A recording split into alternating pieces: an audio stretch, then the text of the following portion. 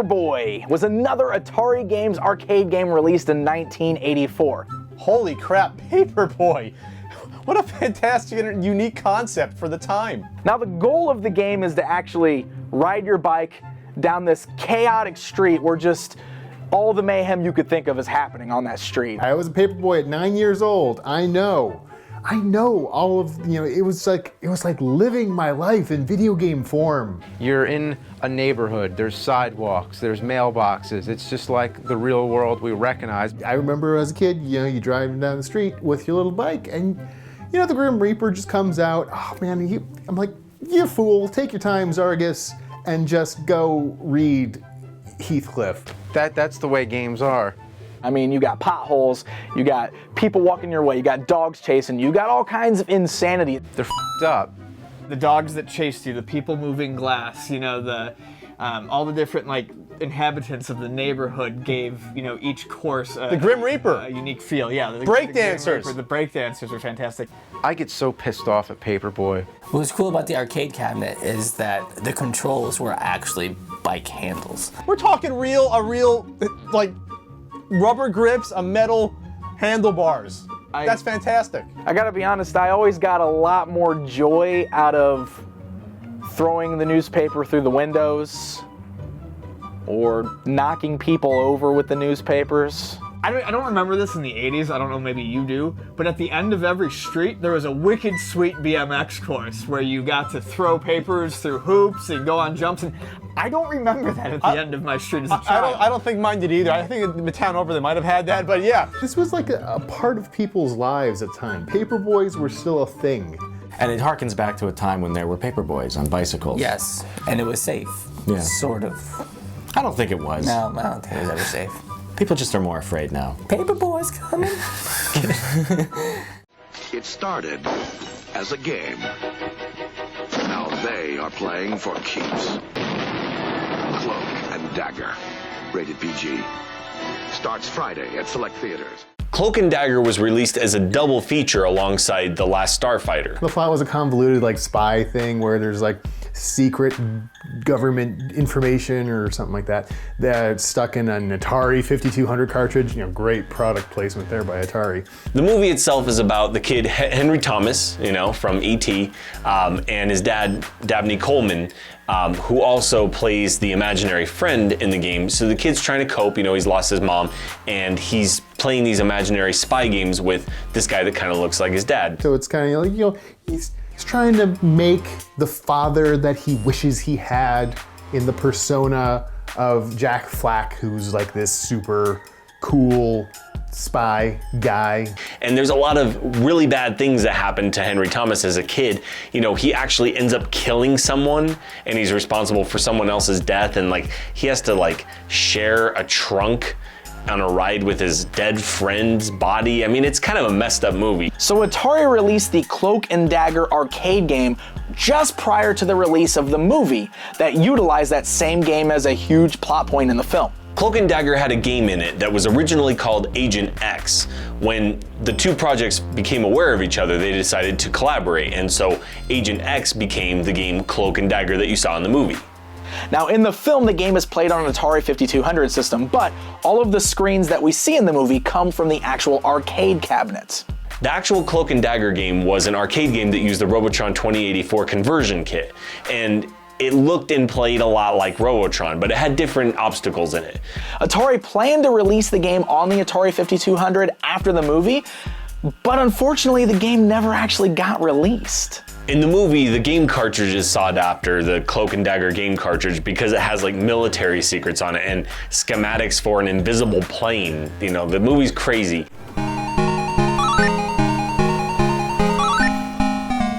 Circus Charlie was actually a hit arcade game released in 1984. Want to join the circus? Is your name Charlie? Circus Charlie is for you. Circus Charlie was put out by Konami. You're a clown named Charlie. According to the arcade flyer for Circus Charlie, it's the first authentic circus game. It's a side-scrolling platformer kind of game. And you do stuff like ride on a lion's back and jump through rings of fire, walk on a tightrope and jump over monkeys. It's really just timing. It's all just timing-based events. It's all just very much quick play. based on reflexes, and it's got a pretty amusing theme. A weird fact about Circus Charlie is that it regularly shows up on Famicom clones and multi-carts. Well, Konami had another hit on its hand. You know, they did track and field, and then they were in the previous year, and their Circus Charlie was a hit for whatever reason. Compared to the other billions, Pac-Man clones at the time and space shooters, it's something different.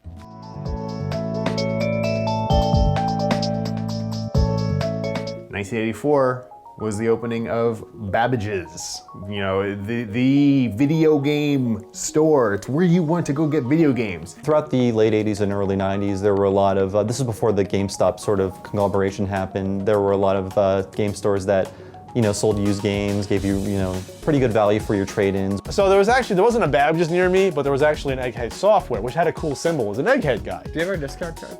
And so, no, thank you. Before the internet, those stores were a great source of information because you can just browse through the aisles and just get a general history of video games. Unfortunately, Egghead Software kind of went down the crapper and declared bankruptcy, and some just got conglomerated and amalgamated, and it became the GameStop juggernaut it is today. And that was the value of them then. I'm not so sure about the value of them now. So what happens is I would go in there, and it was cool. They had some layout computers, like little Apple. Subscribe to our magazine. So there'd be like Apple IIe set up, and you could actually see some of the games set Sir, up. if you get our discount card today, it will only cost you $4 after your initial discount.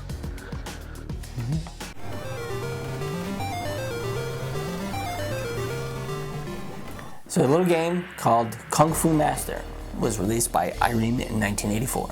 Kung Fu Master was considered to be the first of the beat-em-up genre. You have 5 levels, you have to go up. Now, the Japanese version of the game, Spartan X, is actually said to be based on a Jackie Chan movie, Meals on Wheels, and also is said to contain elements of a Bruce Lee film, Game of Death. And you just punch waves of guys who want to really hug you and get to know you better and squeeze the life out of you, literally. The most common enemy, the grippers, which appropriately named, they like glomp onto you and they just hang on you like that. Like, what's up with that? What kind of attack is that? Like, hug you to death? It had a really cool gameplay mechanic. Well, it was primarily a side-scrolling game. Enemies came at you from the front and the back. The cool thing about this game is that there are lots of different bosses in the game, and they're all different. They're all somewhat different strategies to defeat them. They just keep coming, and you Both stop, directions. punch, kick, very satisfying, collision, Right. and then they fall off. It's Cool sound effects, Oh, yeah. really nice graphics. So it's another arcade game in the 80s that does a good job of balancing risk-reward gameplay to see, do you want to progress a little bit further, or do you want that high score? Sure. You want those bragging rights? one of the biggest reasons it's so influential, and that a lot of us here in the States know it, is because it was later ported as a black box game, one of the originals, to the NES as just Kung Fu. Everybody was kung fu fighting. Kung Fu Master was ported to a variety of systems. It was one of the last games to be ported to the Atari 2600. I love it. I love Kung Fu Master. You're a master of Kung Fu, right?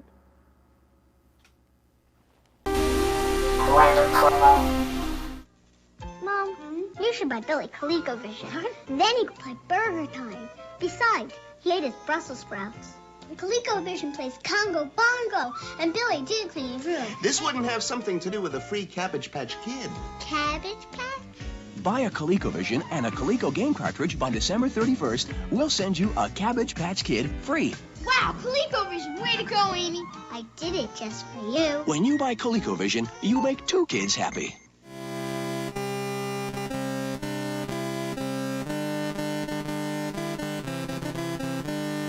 Whoa, hey! Epic's coming at you with another collection of games, Olympic themed. We get Epic Summer Games. So Epix released Summer Games in 1984, and it was a really cool game because it was one of the first Olympic. There was track and field before, but it was one of the first home Olympic games that was very popular. We get gymnastics, you get some swimming, you get some racing. Sprints, Like relay races? running, I don't mean like cars. 'cause Okay. That's not an Olympic That's event. not yet. Remember how cool track and field was in 1983? Yeah, so does this game. Basic track and field style games, you know, left and right, you know, waggle that stick. Waggle it? Waggle that stick. Waggle it just to get the running going. The swimming level, you'd have to like move the joystick in kind of like a certain fashion to mimic like the motion. And it was the variety of summer games. It wasn't just track and field events necessarily. It was everything that could be Olympic. The game was based on the Summer Olympics, and up to 8 people could play, you know, pole vaulting, skeet shooting, rowing, some other games. They used the real Olympics theme song in the game. I don't know if they licensed that. I'm not Epics. I'm not trying to throw you under the bus here, but I'm not sure you licensed that song. I don't know. You can't throw Epics under the bus. They haven't existed in decades. They did release Summer Games 2 in '85. What was really, really cool about that is that the new events that they had in that game could carry over to the events in Summer Games 1, released a year later. You could link the two and just do like a really long play Olympic kind of game, which was very innovative for the time. These games got ported to a number of... Everywhere. Everywhere. Every computer system. And the thing is not all of them had all the events. I think there's always like one version that actually does have all the events. If you had a Commodore 64 during this time, and it was released for other platforms, this was like a must game. Like I don't know anybody who had a Commodore 64 that did not have Summer Games. It was like a keystone game for that machine. Whoa, hey, Epics.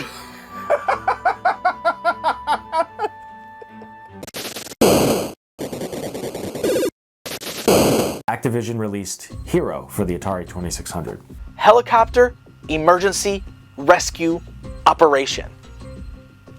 The mechanic is that your main character, who's named Roderick H.E.R.O or our hero, our hero, get it? Our hero.